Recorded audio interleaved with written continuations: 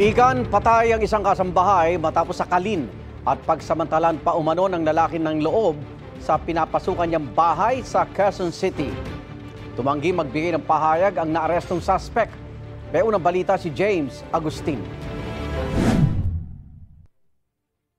Wala ng buhay at nakababaang salawal ng matagpuan ng 57 anyos sa babaeng kasambahay sa pinapasukan niyang bahay sa Quezon City umaga noong Linggo. Sa imbestigasyon ng pulisya, kapapasok lang sa trabaho ng biktima at hinahanap siya ng kanyang amo na bedridden na. Nang hindi siya sumasagot, tinawagan na ng amo ang isa pang kasambahay. Doon na nadiskubre ang krimen. Nang pumunta na sa bahay yung kasambahay na isa, doon na nakita niya na nakahandusay yung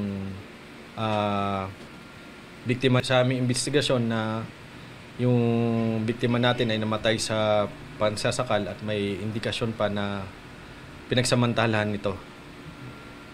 Bago yan, yung suspect natin ay nagnakaw pa sa loob ng bahay. Ilang alahas ng amo ang tinangay ng suspect. Sa kuha ng CCTV, kita ang suspect na nakasuot ng puting t-shirt na naglalakad patungo sa bahay. Matapos ang halos isang oras, umalis ang suspect na nagpalitan ng damit at may dalang sling bag. Nung binaktrack namin, mga 6 o'clock nandun na po yung suspect sa loob.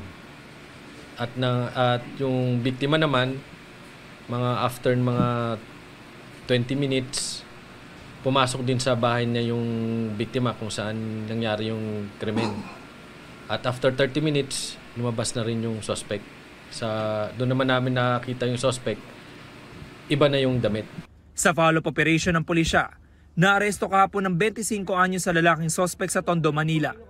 May nakuha sa kanyang hindi lisensyadong baril na kargado ng mga bala. Sa record ng pulisya, 6 na beses nang naaresto ang suspect na dating nakasuhan dahil sa pagsusugal at pagnanakaw. No comment na lang po ako sa korte, na lang po ako magpapaliwanag. Iti-turn over na Loma Police sa Criminal Investigation and Detection Unit ng QCPD sa Camp Karingalang suspect. Maharap siya sa mga reklamong robbery, rape with homicide, at paglabag sa Comprehensive Firearms and Ammunition Regulation Act. Ito ang unang balita. James Agustin para sa GMA Integrated News. Igan, mauna ka sa mga balita, mag-subscribe na sa GMA Integrated News sa YouTube para sa iba't ibang ulat sa ating bansa.